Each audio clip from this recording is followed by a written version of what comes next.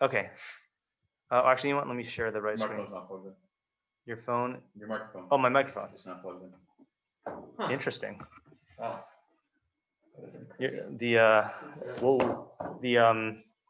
Your comment yesterday messed me up. Now I don't know which side I usually plug it on. I never really paid attention. It's plugged in on its own side. Oh, that I guess that does make more sense. But And yeah. the power plug is usually on the bottom USB. There's actually the power plug is in the same spot. Good. Yeah. This is not USB.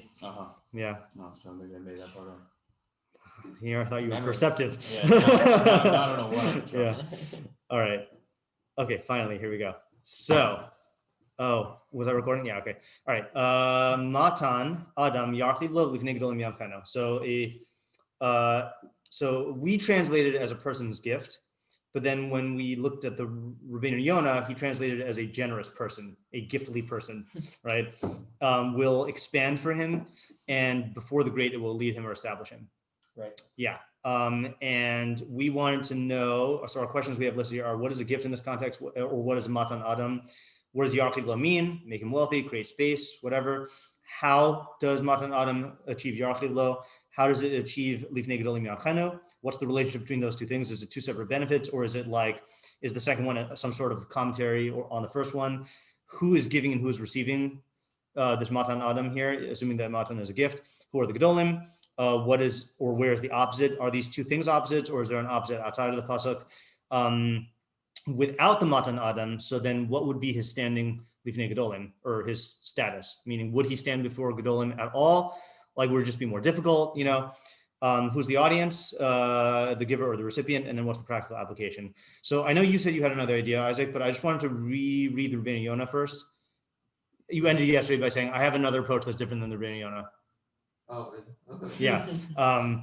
So I guess not anymore. I want to read the Rabbeinu Yonah, and I want to work on that one because I have an idea for the Rabbeinu Yonah, but then I'm fine going to other ones after that. So quickly reading the Rabbeinu Yonah here. Oh, did you want the Rabbeinu Yonah? Sure. Yeah. Light green folder. Yep. What was that? I said light green folder. Yeah. Do you know that before everybody else? Mm-hmm. Wow. Crazy.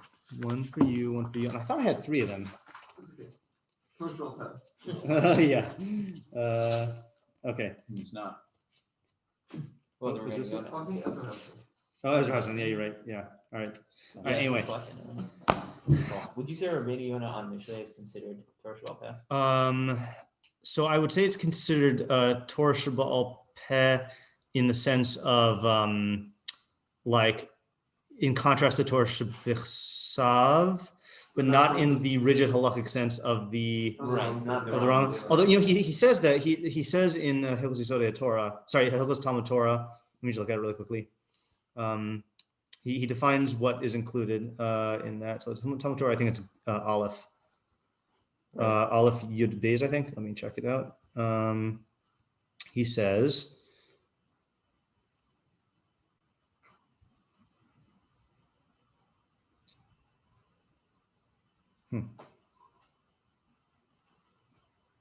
Just 1 second. Yeah, so he says, Divrei Kabbalah bichlal Torah b'chsav hein, u'pirushan bichlal Torah Shabbat Peh. Yeah. Right. So I assume it's in Torah Shabbat Peh. It's the Pirushan. Yeah, on Divrei Kabbalah. Yeah. Now I don't know when he says Divrei Kabbalah if he would include Ksuvim in that. Divrei Kabbalah definitely includes Nevi'im, right? Yeah. But is Ksuvim considered Divrei Kabbalah? I don't know. Have you just made this into Rambam Vakir here? Yeah, we're fine. Yeah. I thought every Kabbalah is like Kabbalah about halakha. Yeah, that's what I'm assuming. So it might not even be all Nevi'im, yeah. Yeah. Anyway. What was that? I don't think that's referring to. No, I think Kabbalah. I think there are two ways Kabbalah is used. Yeah. Like one for halacha and one for like tradition. Yeah. And one for Nevi'im. Right. I think it is used for Nevi'im. Yeah. I think the Rav has a thing in that on the Covenant Oneg Shabbos here that I mentioned to you last week in the Yard Site Shiur. Yeah. Anyway, Matan Adam Yarchiv Lo Lifnei Gedolim Yamchano. Yarchiv Lo, we gotta know this is gonna count for our third of Torah Shabbat or Talmud. So Yarchiv Lo Haaretz, so it will expand the land for him. Okay. Inyan ki ata hirchiv Hashem lanu. Ubir ha'inyan, the explanation, ki ish matan Yetze lo shame. So he's going to get a reputation. Vayhi shama o b'chol haaretz, and his reputation will spread throughout the earth. V'chol makom asher tidruch kaf raglo yakiruhu latov v'yishabchuhu. And anywhere he goes, then where his foot treads, they will recognize him for good and praise him. Where's that from? The phrase? Yeah. Kaf raglo. I thought You have a footnote there? Quote. Oh, I see. Yeah, what's it? Mine says Hishvu l'lashon hapasuk b'dvarim yud aleph chaf daled. Okay. Yeah, I think that's at when he's telling us what the boundaries of Eretz Yisrael are going to be. Yeah. All right. V'taking the farish, and it's possible to explain Yarchiv lo Yarbilo Ohavim, that he will increase his friends. He'll get more friends. Ki marbis ha'ohavim yarbe shalom v'yaniach lo me'etzev u'mida'aga. And increasing your friends will increase peace and give him relief from sadness and worry. Merchav hefech hadaga. Merchav, width is the opposite of anxiety or worry. Of anxiety and straits. straits. Inyan nani b'merchav ka shuhu hefech min meitzar. Okay, fine. Then last part is lifnei gedolim yachenu achar she'amar ki hamatan yarbe kavod v'yanichenu lifnei gedolim ki yidushu chevraso lekishron ma'asav. Then afterwards it says that the ki hamatan, that this giftliness will, we got to invent a new word every time we translate it, will increase kavod and place him before gedolim, because they will seek out his companionship due to his good actions. Yes. So just a small question / comment. Yeah. The way that he's talking about the effects of giftitude, Yeah. like, it sounds a bit extreme, but like the way he's saying, like, gifts, like known throughout the land because you give gifts. So I assume that the way to understand this, he's talking in like the more extreme, but it'll happen to some extent. Mm-hmm. Yeah. I think that's how I would take it. Also, meaning it's not like you're guaranteed to get a spot before the gedolim every time, but it's showing. That's why I think my best answer to this question about like what's the relationship is showing the shiur, like how far this can go. You know. Yeah, because he said your name will be like known throughout the land, and everywhere you go, people will know you. Yeah, well, even when he says throughout the land, I mean, I assume it only means in terms of like the society that you're in, and it'll be based on that, you know? So like the land could be your community, the land could be like, I mean, nowadays when you're on, online or whatever, then like wherever you're like, your LinkedIn, like wherever people hear of you, As we learned from Noah. Doesn't always mean yes, it's the only explanation of this. Although it's funny because he does that phrase vayhi shama b'chol haaretz. It is using an idiom here. It says it's from Yehoshua, and I don't know the context in Yehoshua. But is he more than as ear hazos as Yericho where'd it go? Yeah, whatever. We can look at the context later. Yeah. Were you gonna say something? Yeah, I was just gonna say it could also be that the more of a matan adam you are, the Were you also trying to think of something during the entire time Isaac was talking? Yeah. I actually wasn't trying. Okay. But the more it was a tremendous battle within me to listen and the more matan adam you are, like the more these results are gonna be. Yeah. So the more likely it's gonna be to put you in front of Gedolim, and the broader your name will spread across the land. So let's understand how this works. And I think if we understand how it works, then we'll get the idea. And especially because the Gedolim thing, I think there's a subtlety in what Rabbeinu Yonah is saying, because I think we were thinking it means that like you're basically buying people's favor. And I don't think that's how Rabbeinu Yonah is learning it. Also, the way he says, it's almost like they're going to seek you out. Yes, that's also right. He does say that. What is it, the Gedolim or the regular people? I mean, it could be both. It could be both. Yidershu, Gedolim. Yidershu Chavraso. Yeah. Sounds like you're giving to those around you without looking for a particular thing in return. Yes. Then people will want to be recipients of that, and so they'll want to have a good association with you. Okay, I think it starts like that. Okay. Yeah, I think it starts like that. Yeah. And certainly, because that I think is still in the utilitarian framework. Yeah, you know, I think that went a little too transactional at the end. yeah. Like, I don't think they want to be with you just to like get free stuff. Yeah. That's where I think the Rabbeinu Yonah is trying to take us away from that by putting it in terms of matan adam. Can you pass me that siddur? Right. I mean, obviously, something about the matan adam. There's something like about that trait that's indicative of a personality. Yes. Which people want to be around. Yeah. So what is that? What is that? Yeah. I think that's the direction he's taking. selflessness. Yeah. So why does that make people? Because let's say a person, I'm going to contrast it to a selfish person. Yeah. So if you're around a person who's purely selfish, which I don't think such a person like exists, at least most of the time. Yeah. Then in every interaction that you have with them, you have like, if you're not of benefit to them, Yeah. then they're gonna like stab you in the back. Unless like they're whatever they see a long-term benefit or something, but like they're only gonna make use of you when you're still beneficial. Right. The mission of Amos. Yeah. Was that what you were? No, it's not. But you're talking about 1:7, right? I was talking about 2:3. Is that the one I was talking about? Okay, I wasn't talking about 2:3. Yeah. Oh, sorry, that's 3:2. Hold on, which one's 2:3? Yes, that's the one I was going to talk about. Yeah.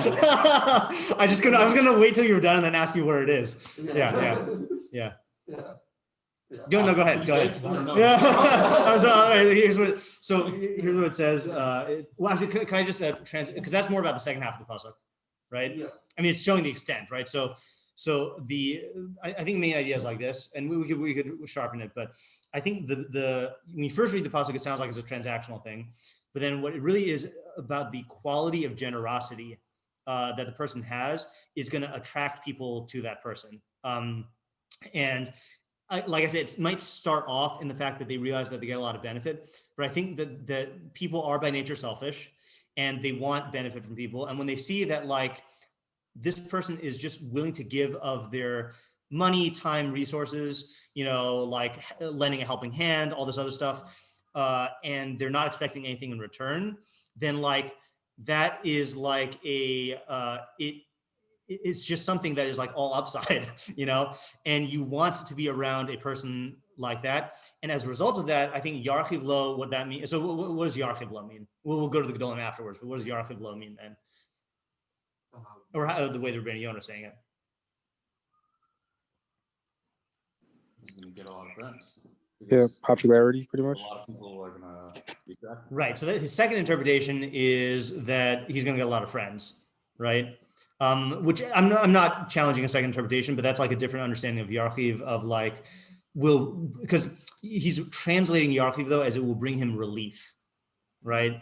And I think the first interpretation is He already has like a foot in the door wherever he I think what's going to happen basically is like opportunities are going to open up because people want utility, people want like these benefits, and certain obstacles are going to be removed because you see that if I let this person into my like system, then they're just going to benefit me, then like people are going to like make space for that type of person to do his thing, and then the mission in Avos that we're talking around, he was here in Barashus, be careful with the Rashus, we'll just translate it as like government officials, politicians, I guess would be a more modern term. They only bring a person near for their own benefit. Nearing ka'ovim b'shas hana'asan, they will appear like loved ones at the time that it benefits them. Ve'in omdin lo la'adam b'shas dachako, and they will not stand by a person in the time of his need. So the reason why the leaders are going to bring this person here is leaders are operating in an almost entirely utilitarian transactional thing, and it's even like a unilateral way where they're not going to stand by you when you need them, but they just want people who benefit them. So this guy is going to get like noticed by the people who are operating that way, and they're going to want to bring him close because number one, he benefits them, and number two, they don't have to worry that he has some sort of ulterior motive, because he's not interested in that. He's just like doing good stuff. Yeah. But I was gonna say, it seems like also they don't feel threatened by him. Yes, that's another thing also. Yeah, I think that is an important part of brother development. There's no competition. Exactly. Yeah, it's all just to their benefit, and they don't even have to like exert their authority to get him to do stuff. He's just going to be doing good stuff. Like I think the like the image that you should have here in terms of like a real world example is there are people who are just like always volunteering for stuff, like let's say in a school, in a community, or like they're just, or even like in a household, like there's like, if you have like a kid in a household who's always just doing stuff without being asked, there is a natural affinity for that person, and just like, and people like them. And it's like, if that person, offers to do something that you are worried about like having jurisdiction over, you're very willing to just like let them operate, so it's all around beneficial. And again, this is a good example of Mishlei, midos encouragement. It's not saying do this because you'll be a nice person, and being a nice person is a nice thing. It's saying this is going to create opportunities for you and get you noticed by the people who like can make things happen. It's like it's framed. I mean, again, this is a Mishlei mida keneged mida in an ironic way. This person who is not a utilitarian person will gain tremendous utilitarian benefit from his mida. He's going to have lots of opportunities to do stuff, even though he's not going into, if you walk into the realm with the thing of like, well, I want to like do stuff so that people will give me stuff in return, that type of mentality will not be as successful in getting you stuff as this type of mentality. Right. So then I guess who's the audience? Because if the audience is someone who doesn't do this automatically, then what's the So I think it's a person who wants these benefits. He wants the rachava, whether it's opportunities or friendship, and he also wants to be noticed by the people in power, and he's tempted to go into this in a transactional way and in a calculated way. And what it's saying is you're better off just freely giving, and if you do that and you break out of that limited mode of operating, you'll get what you want more. But it's funny because he's not actually breaking out of it; he still wants it. He's not breaking out of it in desire, but he is breaking out of it in action. And that's really what matters in Mishlei, because it's your actions that determine consequences, not your motives, Will he actually be able to fully, like, I feel like there would be some reservation if he didn't actually internally want this. Like, you can't really, like, I guess you could, but it would be very difficult to force yourself to always be generous if you don't actually. Right. Yeah. It might require him to force himself. But I think there's also like a self-reinforcing nature of the benefits. Like once he starts seeing that the way people relate to him is different, then that'll help him to change his motives. Yeah. You also just connect to what Zev said. Yeah. That especially with Gedolim, who are very like if they're like, big, like rich people, important people. Yeah. Like it's like very cutthroat, because it's very competitive. Yeah. In the upper echelons of the world. Yeah. So this guy, he's not going to be viewed as a threat, so he's going to be accepted. But if a person is giving very generously, but does not actually, like live that internally, mm-hmm. I think it's going to be sensible. Like people are going to like catch on, like, okay, this guy is like giving, but like, there are certain people like that, that I'm thinking of that I know who are just, completely just, selfless, right? Just completely sacrificing themselves, and it's noticeable. Yeah, it's intangible quality. Exactly. Yeah, you can tell they're not operating that way. You can have someone who gives as much as them. Yeah, but it's not the same like mode of operation. Yeah, I think a phrase that you commonly hear about people like this in the certainly in the Torah world, but I feel like I've heard this about non-Jewish generous people also, of like, powerful person, got a lot of stuff, and then they say, but when I met with this person to talk with them about something, it was like I was their only focus, and like they had all the time in the world for me, and it was just like I actually saw someone post, I don't feel like I've seen this name. he's a Facebook friend of mine that I recently became friends with, Levi Morrow.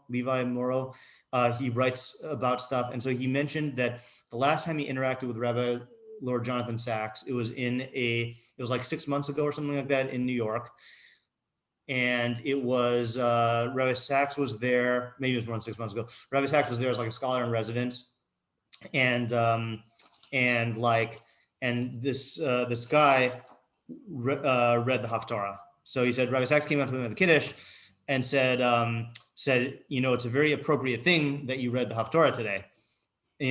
And he said, why? And he said, because it ends with Yirmiyahu 9:22 through 23, which is what I read this morning in the Aurelius thing, my favorite pasukim. And he said, and as you know, the Rambam ends the More Nevuchim with that, and says that that's basically like encapsulating, Kol Torah Kula, and you are an expert in the Rambam and have written a lot about him, and so it was very appropriate that you were given that kavod, So what this guy said in the Facebook status, he said like the last interaction I had with Rabbi Sacks was just him coming up to me and just paying me this very personalized compliment that that he didn't have to do. It's not like he was trying to get anything, but it's just like, just expressing his appreciation for that, So it seems like if you want to follow this advice, yeah, you have to make sure that no one finds out that you're trying to follow it. yeah, because that would be like the second guy that Joe mentioned. Exactly. Then people would see that you have an ulterior motive. Yeah. I think it builds itself up, like in a positive sense. Like you might start, it's like a thing, that actions can, change your motives. Yeah. But I think particularly in this, because it's very hard to like boundlessly give if you don't like really believe that. It's not going to be sustainable. Like if you were, let's say, trying to fill that position that Rav Sacks did in this story, but you didn't actually care. Yeah. Then it's gonna look like you wouldn't even hear the guy's response. Yeah. And like you'd be killing yourself. Right. It wouldn't be sustainable. So it's like something has to give, right? Well, no. So this is where I think Mishlei has the chop, which is that Mishlei is not trying to get you to be selfless. It's trying to get you to be selfish, but intelligently selfish. And when you realize that me doing this is to my benefit, then you'll be doing it in a way that's sustainable because you'll get benefits from it. And you'll also be doing it because you realize that I'm going to give an example of this. And I realize it's not in your version. It just starts off there. We don't usually do the Meiri's Derech Nister, which is his the gold interpretation. Right. We usually stick with silver. But he gives a good example of this that I can testify to personally, an area where I'm selfish. So it is, he says like this, Uvaderech Nister remez bazeh lahashpa'aso lezulaso. So he says that this is talking about hashpa'a to another person, which in Meiri talk, that means like teaching chachma, okay? Like giving your chachma to someone else. Shezeh ha'achrona shebemadregos, it's the last of the levels. I don't know what that is. V'hi hamashlimaso la'amod bein ha'omdim v'him hanikram gedolim, and this will perfect him to stand among the gedolim. V'etzli od lefarish yanchenu al hamatan klamar aidi limudo la'acherim yarchiv lo. So I also want to explain that yanchenu follows this, that it's talking about through teaching people, through teaching others, it will expand for you. Ubivad sheyanichehu lifnei gedolim, as long as you do this in front of gedolim, ratzlamer l'talmidim hagunim muchanim l'kabel hashafa. If it's to good students who are fit to receive the influence of the chachma. So what that reminded me of when I read that is the Rambam in Talmud Torah, where he talks about kavod talmidim, and he says, hold on, he quotes the famous thing of Chazal.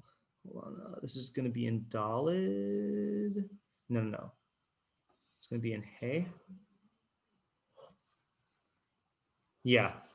So he says, Kishim shal talmidim chayavim b'chavod harav, just like students are obligated in the honor of the Rav. Kach harav tzarich lachabed es talmidav u'lekarvan. So too the Rav needs to honor his students and bring them close. Kach amru chachamim yihi kavod talmidecha chaviv v'lecha kashal chaverecha. The Chazal say, let the honor of your student be as dear to you as your own honor. Adam lihizaher b'talmidav ul'ovan. A person needs to be careful with his students and love them. Because they are the children who benefit him in this world and the next. Okay, so that's selfish. Okay, but then he says, that's what I think the Meiri was talking about. The chachamim, umarchivin libo. Marchivin, right? So the students increase the wisdom of the Rav and they expand his mind. Amru Chachamim, and this is the famous quote: Harbe Chachma limarti michavayrai yeser mirabosai umitalmidei yeser mikulam. I have learned much Chachma from my friends more than from my rabbis, and from my students more than all of them. Ukshim she'etz katan madlik es hagadol, just like a little piece of kindling can ignite a huge fire. Kach talmid katan mechaded es harav. So to a young student, or not young student, a small student, like small in Chachma, can sharpen the Rav. Ad shiyotzi mimenu b'she'elosav Chachma mefu'ara, until he brings forth with his questions wondrous Chachma. So that's the thing that when you I went into teaching because I knew I would learn the best if I taught, and it's like an entirely selfish endeavor, of I learn the best when I'm teaching material, and I am involved in Torah the most when I'm teaching. So it's it is a completely selfish thing, but because I'm involved in something that's objectively good, it benefits people, and it's a mutually beneficial exchange, So the more selfish I am in this area, then the more I benefit and the more other people benefit. And despite the fact that I'm doing it for selfish reasons, that's not perceived in a threatening way, or because there it's not like you're just being used, right. It's same thing let's say with doctors who go and volunteer in these far off places, they're doing it because they're passionate about it and they know that they're doing real good. And that is a selfish thing in a way. It's selfless in the sense that they're giving up a lot to do it, but it's selfish in the sense that they're, this is the thing that they value the most, and they're acting in their own, because they value it. But that's not perceived as a threat because they're not using other people, and people can tell that they're, doing it for the good. Yeah. But here he doesn't actually value the giving; he just values what he's going to get from it. So, right. Yeah. So I guess the question is what will prevent people from seeing through this in the same way that they see through the guy who's just flattering people to get his way, or the briber, right. Because in the Nister approach, he's saying you're involved in something that's objectively good. So that's really the quality that makes it like that. But in the case of just Rabbeinu Yonah, doesn't seem to be the case, doesn't necessarily seem to be the case. It's just generosity per se. Is that what we mean by objectively good? That it's good for all the parties involved? That's what I meant by it, because in Mishlei, good for the system, I think is that's the standard that I assume here for that kind of thing. Okay. Which is also good for him. Yeah. Yes. The question. So let's think about that question then. So, will this be detected? Yeah. Well, maybe it's a little different than the bribe, because I guess if you're just bribing someone, you're giving. It's a specific transaction that you're I'm giving to this. Yeah. Okay, good. Whereas here he's just giving to everyone, and expect in general he's looking for benefits, I guess, but he's not giving to you to sway you. Yeah. He's just giving. And Right. Yeah. So it's the disconnection from the particular. I'm smiling because there was a move I used to use. So the first 7 years I was in New York, or it was 7 years I was in yeshiva here, I didn't have a car, so I'd always have to get rides with people. So the move I used, so everyone wants shotgun, right? So the move, I would always call back right. And then what would happen is, and it was a thing that people knew I never called shotgun, and then on the times when we were going to be taking a long drive to a wedding or something like that, and I would ask, and people would be willing to give. So it was a long-term transaction, but because it wasn't tied to the particulars, it's just I'll always give you the front seat no matter what, then it didn't have that feeling, awesome. Yeah. Yeah. Also, it's sort of you're not saying, I'm giving, I'll sit in the back seat so that when we get right. Now that's really what I was doing, right. But it wasn't manifested that way. It was manifested you can have the best seat. You can have the best seat. You can have the best seat, Right. Hey guys, I never asked for that. Yeah. Yeah. Yeah. I also did the same thing. This is not exactly analogous, but the same thing in I hated davening for the Amud for Shacharis in Yeshiva Minyan. So I always daven Mincha and Mariv every time. Yeah. Nice. And it was understood that like, oh, we're not going to like force Matt to like daven Shacharis because like he always davens every other, that did become more transactional because at a certain point, like it became like a routine, as opposed to like this was less detectable, but yeah. Yeah. So then that's how we're answering the question. We're saying that because it's not framed, because his acts of generosity are not framed as a transaction, it's framed as a selfless giving, then even though he's doing it for a selfish motivation, then it won't be perceived in the same way that a transaction is perceived as selfish, because it's not like an immediate and our particular, benefit he's getting, tit for tat type thing. Yeah. Great pause. Yes, I think it's worth mentioning explicitly that it's that when you're thinking in this way, you have to just be giving without like thinking about how this is good, like how each instance is going to be benefiting. Yes, yeah, you have to see past the fact that you're not getting anything right now. Yeah. Like you have to recognize that from the like in individual cases, you're just not going to see any result. It's going to look like you're just like giving and nothing is happening. Yeah, right. Yeah, and that does take a certain amount of patience. If you're expecting the results at some point, it does take a certain amount of patience, to have that. Yeah. It's reminding me of like betting, like when you bet with like the numbers, like you just have, even if you lose it. Exactly. Yeah. Still, you're playing the long game. Yeah. And this is all another area where you see this is in political activists who, let's say like Martin Luther King Jr. or whatever, like I don't really know the history, but I'm kind of assuming that it wasn't like every move he did was like a transaction, but like, or Gandhi or whatever you want to say it, like they went about their agenda in a way that was selfless in this sense.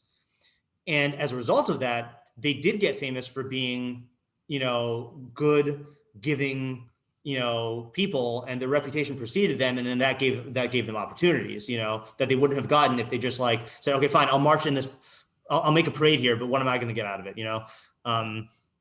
Yeah. And I think that is fairly common actually in the world of activism and people who are passionate about like, like causes, like you do see that is that they'll do it for free. They'll give up a lot of their stuff, not expecting anything in return. And then they'll get a lot in return because their reputation gets out there. And the thing also is like, I think this is another point which we just didn't bring out clearly, is if you're doing this for a good cause, and I'm not saying that the pasuk is limited to that, if you're doing it for a good cause and then people see you attached to that cause, then when they want to benefit you, they're not just going to benefit you as a person, they're going to benefit you as this guy is all about this cause, and like the way I benefit him is to help his cause. Mm-hmm. It's like it becomes larger than yourself. Like when you do a favor for Martin Luther King Jr., like you're not doing it with the thought of like, oh, he's gonna like take this and just use it for himself. You're viewing it as like, oh, I want to benefit him. I have this natural feeling of reciprocity that I want to express. And I see that he's doing something beyond himself. So that makes me even want to do more for him. The Gedolim might not do that though. The politicians, because they do want you just for your own, for what they can get out of it. That's ironic because they're doing the opposite as this guy, the exact opposite. Like that's the opposite, right? The politicians only do stuff if they're going to get something out of it, and they don't do anything selflessly. That's what the mission is saying. But they are at the top and they have a lot of opportunities. Yes. Yeah. Right. And that's why they're usually brought down. They usually, yeah. Although there are some who have done this. Like there's a great. I could recommend a documentary. There are a lot of documentaries I could recommend, but this is a long one. New York, and it's I think a 10-part documentary on New York. I always forget if it's Ken Burns or Rick Burns. It's one of the Burns brothers. So Fiorello LaGuardia was like as in LaGuardia Airport. Mm-hmm. So they say he was like this. He was like this little Italian Jewish guy. always just doing everything for every community. Like you would like come to the office late at night and he'd be just like there working at the desk by himself. And like, it was a thing that like people recognize that this guy, it just exists to help all of the people who need help in New York. And like, that's part of the reason why like his popularity soared, because it was an evident quality in him, you know. Unfortunately, there are not a lot of examples to choose from for like rulers and politicians, but that's one that came to mind. What was he was just like a rich guy? No, I don't think so. I think he was a poor immigrant, Jewish Italian. I think he was poor, but I mean, he became mayor of New York for a while. Yeah. Alrighty, stop here. Yeah. Nice. All right. Well, I just have one more point. Sure. I think there is a distinction between like the person that Joe was talking about, Yeah. the person who's making selfish decisions for long-term consequences. I think people can tell that. Like, I think not that people can tell it, but I think there's a certain evident quality, like the person Joe was talking about, that's different than the person who's like really acting selflessly versus the person who's just the thinking about the long-term benefit. But I think that's like a further level of this, not preventing this. Yeah, I agree. Cool. Thank you. Alrighty.